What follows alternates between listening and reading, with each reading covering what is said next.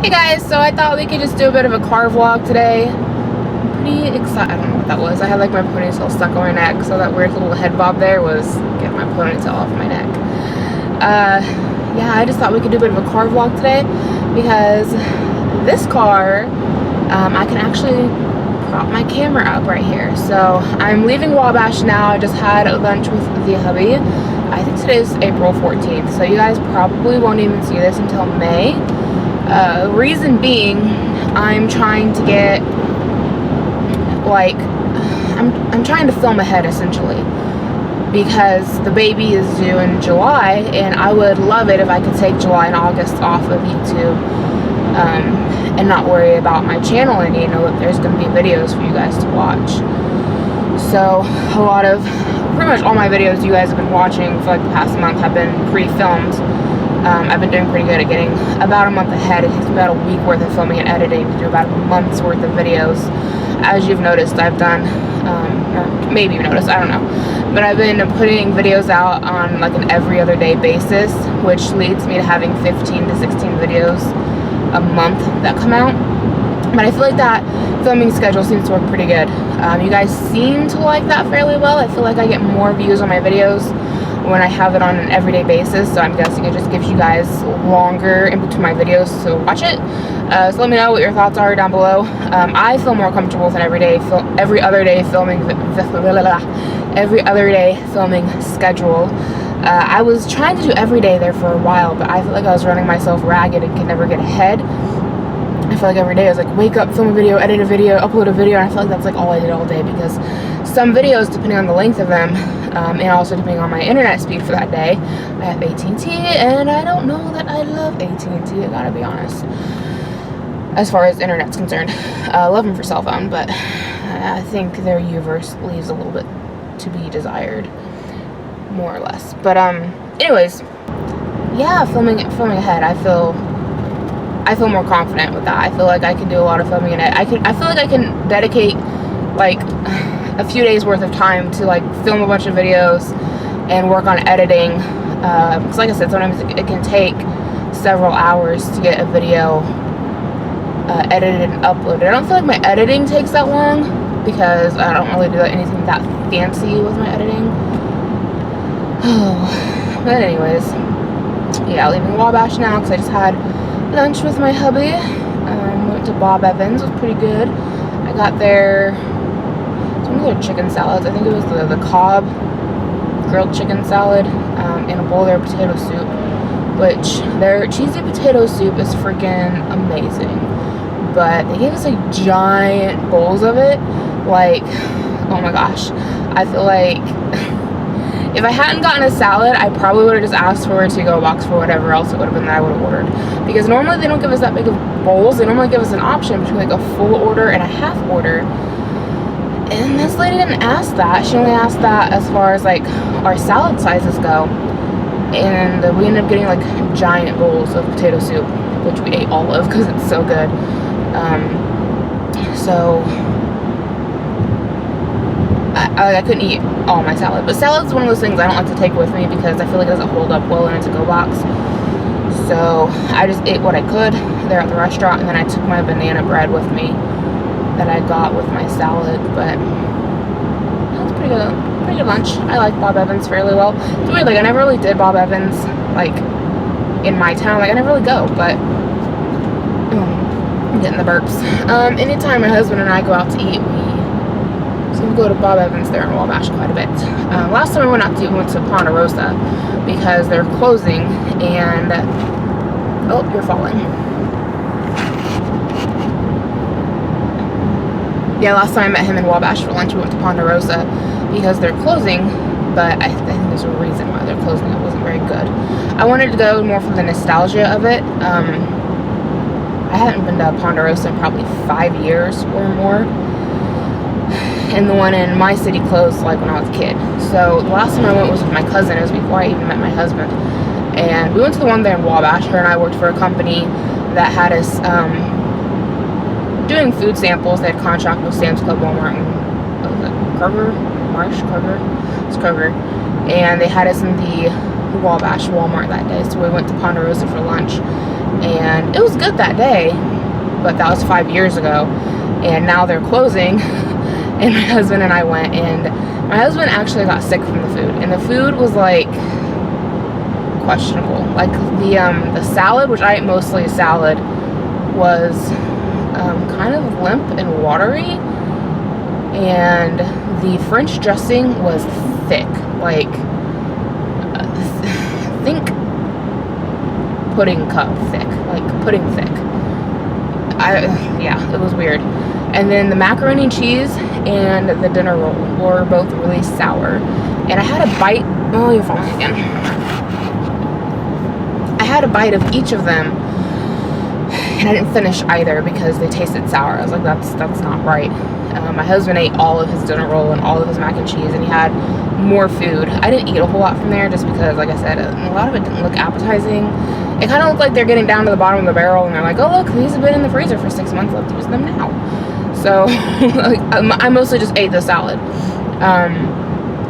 So I didn't end up getting sick or anything, but my husband ended up feeling pretty yucky the rest of the day from eating there. So I think that's probably the reason why they're closing, because they're not very good. One thing I found that was neat at Bob Evans today when we were there is the way they have people leave tips now is that if you are leaving a tip on a card, they have you leave the tip on the card like through the PIN machine, so people don't have to get back in on your bank account if you're following. But yeah, they have it set up so that the servers don't have to get back into your bank account to adjust for the tip or your card or whatever. I remember when I worked for a restaurant when I did that disgusting video thing on. Okay, you guys might just be like chilling at an angle for a little bit because these hills up and down are making you all slide around. Sorry for that. Oh, and you're falling. Like, okay. I hope you guys don't mind weird angles, but this might be what we're going with. I feel like I need to get like a grippy pad or something to set you on instead of just my car dash. But once we get going on like a straight shot road, like, I'll adjust you. But for right now, you're kind of at an angle. Anyways, for anybody who's a server out there, you probably know what I'm talking about, but you like, somebody, you know, you leave your tip on your receipt slip and then you like hand it over to your server, and then they take it back to the machine and they have to manually get back into your credit card essentially and charge your card for the tip, which means they're the ones entering your tip in on your card.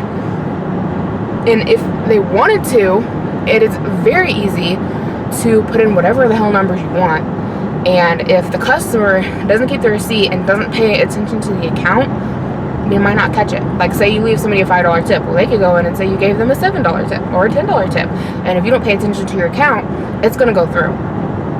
So I like the machine option here on Bob Evans, where like you have to put in the tip yourself manually. It's a safety thing, it really is, and it's a good idea. And it also covers Bob Evans' butt because you're doing your tip, their workers are not doing your tip. So that was kind of neat. And then after that, I went over to J&K Pets. Love J&K Pets, at least the one here in Wabash. It is freaking massive, freaking awesome. I should have filmed inside of it.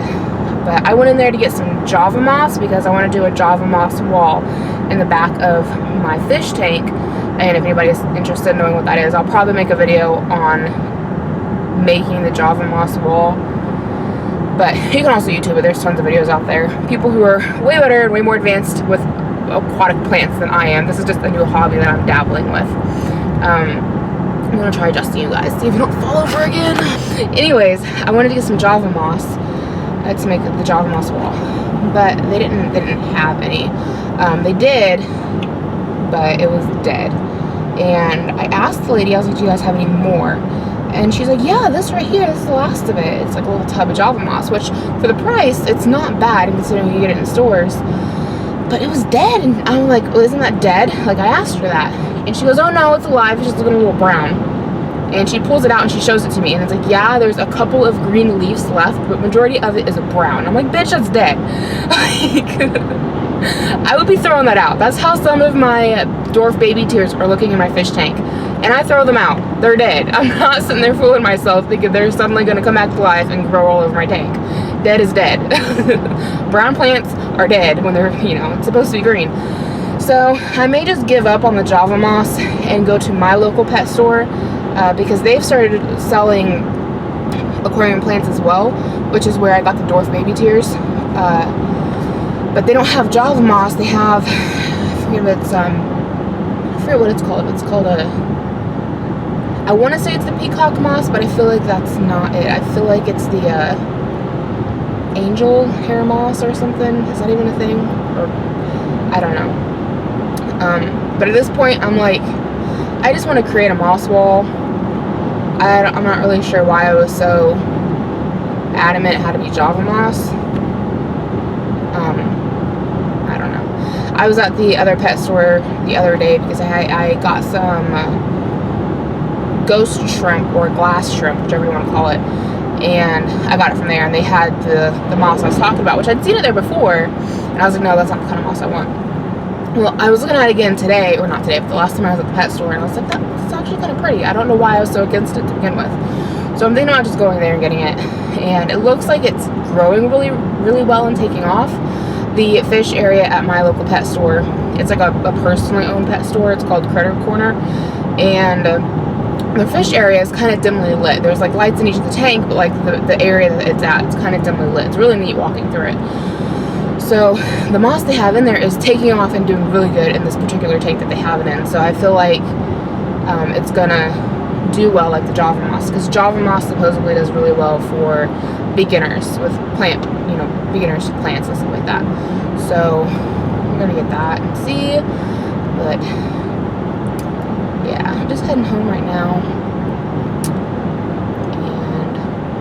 and then I guess Mom wants me to come with her to the location we're going to be having the baby shower at, because she wants me to help her pick out tablecloths or talk to them about tablecloths or something.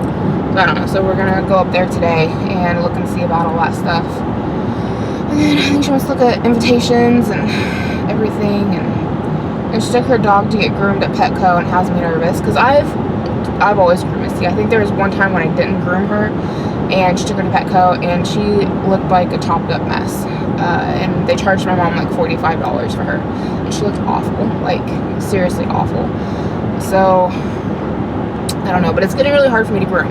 Like, I've told everybody that was coming to me for groom, I've told them like I can't groom anymore until after the baby's born, because it's just getting to be too much for me. The last time I groomed Molly, because my grooms tend to go on about an 8-week cycle, because I don't have a whole lot of clients. My mom likes to have her dog done every 4 weeks. Everybody else seems to be on an 8-week cycle, so it's like I get everybody in at one time. Is how it feels. Well, it's how it is actually. It's within like a 1-2 week span I get like all my dogs in. So I just told everybody, I was like, look, I can't do it anymore until after the baby comes, because I did Molly just for a trial run because I knew I was getting close to time for everybody to be wanting to make appointments, and I just about got stuck on the bathroom floor because it's getting hard for me to get up and get down. And I have some days where I'm better than others. Like yesterday I woke up and I felt great, and I like kicked butt cleaning the house, and I was like up and down all day long, and I had no problems. I think we're gonna be, maybe not. Jeez, all the bumpus in the roads. What was that? That sounded weird. Bumpus. Anyways, you guys might just be at an angle for a little bit again, because I'm like going up hills and down hills, and like, it's not just a straight shot here. Anywho, what were we talking about? So I've been passing a lot of dead deer, like, here today. I think I've passed like 4 or 5 of them. It makes me sad. Not because they're dead, but because of like it's like a complete waste of some good venison. I love deer meat. Deer meat is freaking awesome. I would take deer meat over cow any day. And I don't know. It seems like the last few hunting seasons, like the public hunting grounds seem to be pretty well overpicked. Granted, I mean, that's compared to the place my dad goes, which I think unless you have private property, is pretty much where everybody goes to hunt. And it's right next to a game preserve. So I'm trying to remember what it's called. I don't remember what the park is called. One of them is, it's like 2 parks, but they're like literally right next to each other. Like you can go down a road and it's like this half of of the woods is this park and this half is this park. And one half is a game preserve, the other half is legal for hunting. And it's like all the deer up and go across the street. But you can't blame them. I mean, their home is getting invaded with all kinds of people and weird smells, and like I wouldn't stick around either. But my dad feels like the deer population has really dropped over the last few years due to overhunting. And maybe that's true. I could definitely believe it for the public hunting grounds, but judging by how many dead deer I see on the side of the road, I'm gonna guess that it's not as big of a issue as my dad thinks it is. Granted, I don't really hunt anymore. I feel like, I don't know. Every year I think about like wanting to get back into it, but on the other hand, like, I hate trumping through the woods, and it's cold and it's yucky. And I mean, if I did bow season, the weather is a lot better.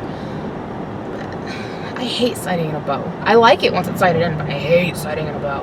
And I don't have one anymore. I outgrew the one I had when I was like 15, and I had it for a few years. I had it sighted in. I really enjoyed it, and I really enjoyed getting out in the backyard and just shooting my bow. But like I said, I outgrew it. It's one of those things that, like, yeah, like, for anybody who doesn't know much about bows, which, I mean, I'm not trying to claim like I know a ton. I don't. My dad always just kind of did stuff for me and set things up for me, and, you know, kind of told me what to do and what to get. But the one I had when I was like 13, 14 so years old, I outgrew it when I was 15, 16-ish. And my drawstring was too short. I think that's the term. I could be wrong. My string was too short, and I didn't have enough poundage. I needed more poundage, and I had maxed out how high up it could go. And it started coming back and slapping me in the arm and leaving a welt. So I'd have to wear like a guard and stuff, which, you know, that happens. But it freaking hurt to get hit by a bowstring. What the fuck? That does not feel good at all. It'll leave a big welt. But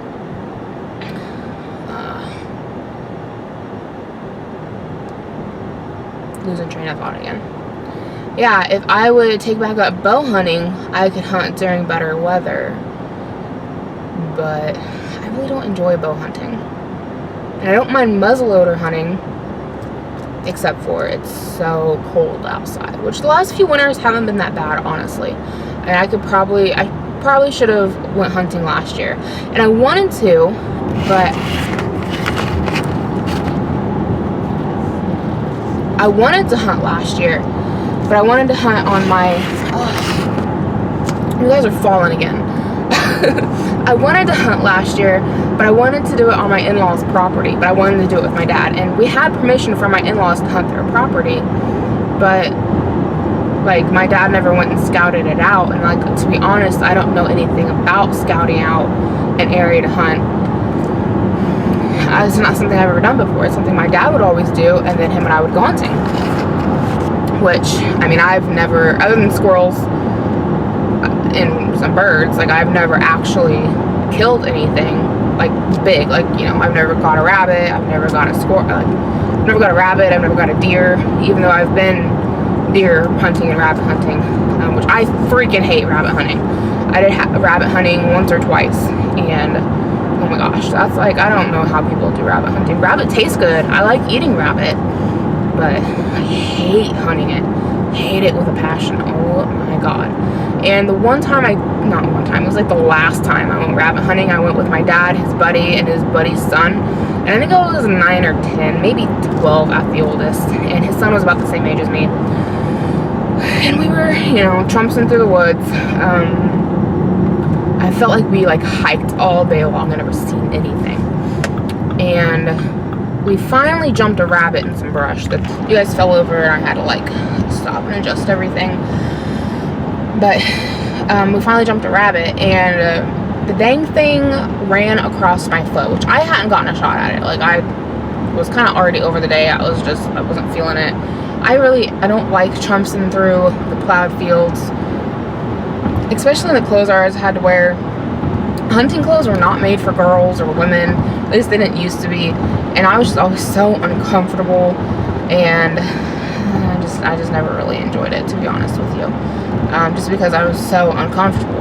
I feel like if I had been more comfortable, then I probably would have enjoyed it more. But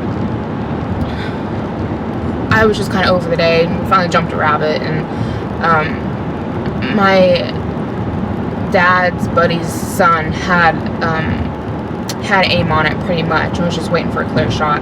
And the dang thing, I kid you not, because we were a few yards apart, and there's like a lot of brush and bramble, and we're trying to, like, you know, essentially chase it out or whatever. The dogs are on it. My dad and I are splitting on one side of it, and my dad's buddy and his son are on the other side of all this, like, brambles and whatever.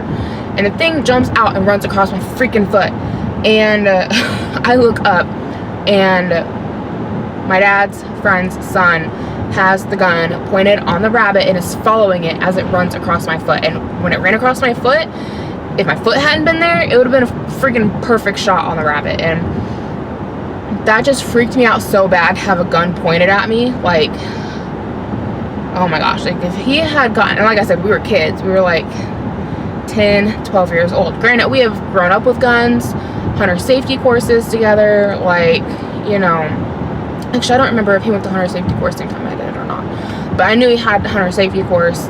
Like, you know, we grew up with guns, you know, we know how to handle them, but it was still one of those things that happened, and it could have easily turned into a hunting accident, and it just, yeah, like, yeah, buckshot all up in my foot. Could have been, and it just kind of, I don't know, makes me nervous, I guess. It just kind of, the whole thing freaked me out, which he did end up getting the rabbit, which was fine, but I don't know. After that whole experience, I was like, I am done rabbit hunting. Like, no. I will go deer hunting, where we sit up in a tree. Like, cool, I'll do that. But, again, it's cold and shitty out, and not very interested. But, yeah, essentially that's what all that rambling is getting along to, is that I think I'd like to start deer hunting. I don't know.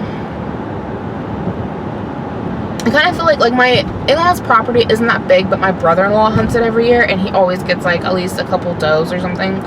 And I'm personally, like, I'm not like, into big game hunting, like trophy hunting. That's not my thing.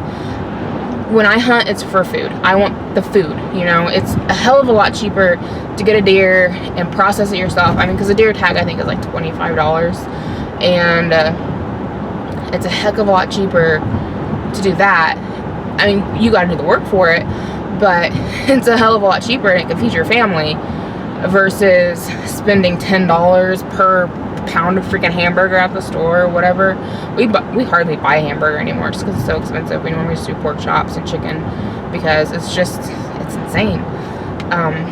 And like I said, I like deer meat. I think it tastes good. It's healthier for you, and if you're fine with doing the work yourself, which doesn't bother me any. I mean, I know you can pay like $200 to have them processed or whatever, but at least that's what the going rate used to be. I don't know. It's been a few years since my dad's gotten a deer, and maybe it is easier to go that route. Still worth it though. I mean, in the end, considering all the meat that you get, I mean, it'll feed a family of 3 for a while, several months.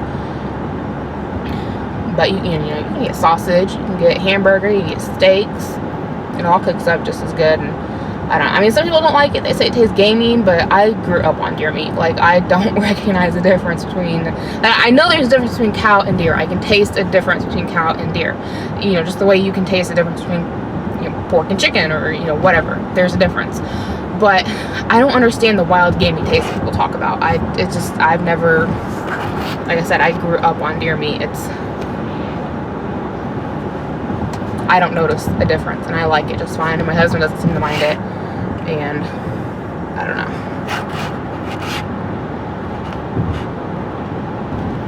You guys are just sliding all over the place today.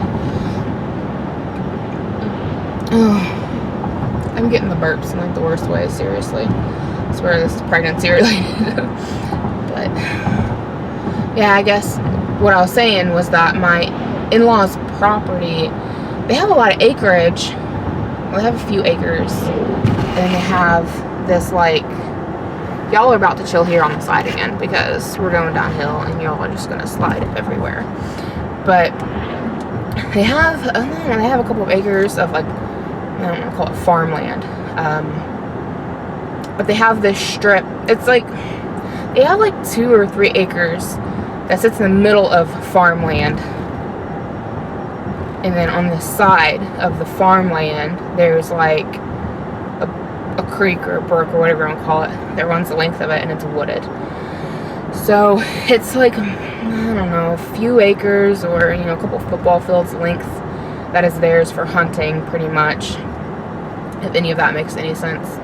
So it's not like a super big space, but like I said, my brother-in-law always gets stuff, so I almost feel like if I just went and borrowed my dad's tree stand and just went out there myself, like, I'd probably get something. Because it seems like every time my brother-in-law goes hunting, he gets a deer. At least, I don't know. I could be totally wrong. Maybe not. But there's been a few times, especially when my husband lived on his parents' property. They used to have a house on the back of the property that he lived in. And there'd be a few mornings we'd get up to go do something, get breakfast, whatever. And his brother would be coming out of the woods, and he always seemed to have a deer. So I feel like it's pretty plentiful there. Plus, it's, like I said, it's private property. They're not overhunted. They're not expecting it. They're not like aware of what's going on. Where I feel like on public property, they kind of, get the hint. They all take off over to the place that you can't hunt, the property next door. So I don't know. We'll see. We shall see. And I'm pregnant right now. I don't know. Maybe part of it could be just because I'm so restricted on things that I can and can't do because I'm pregnant. Like, I can't lift heavy things, and my body won't let me go all day like I used to be able to. I have to take breaks. Sometimes I'm just exhausted, I'm drained, and I have to sleep, which I've never really wanted to take naps. And I can't really go shooting right now because it can be bad for the baby's hearing development, which I'm questioning if that is only for indoor shooting ranges or if that goes for outdoor shooting ranges as well. So kind of need to talk to our doctor about that because I've kind of been wanting to go shooting. There's been some craziness going on in my town, and I just feel like I'm really out of practice with my gun, and I'd like to start shooting again. This may be like a freaking boring ass vlog for some of you guys, especially the ones out there who aren't like into guns and stuff like that and hunting. I know a lot of you are, I don't know. This could be like freaking boring, but I just feel like the older I get, the more I recognize the need for self-protection. Like I said, there's been a lot of crazy shit going on in my town lately, and I don't know. Now I've got a baby to protect. It's not just me anymore. I keep telling my husband we need to get him his gun permit. I already have a gun permit. I want to get out to the range and start shooting more and get better. And it's all these things like I can't do right now because I don't think I can because I'm pregnant. But like after the baby gets here, like I fully intend to start going to the range more. I wish I would have done it. It's one of those things like my dad always wanted me to go do with him, but I just like growing up with it felt kind of sick of it because that's like his passion, his hobby. It's what he likes, is going out in the woods and hunting and shooting, and it's his thing.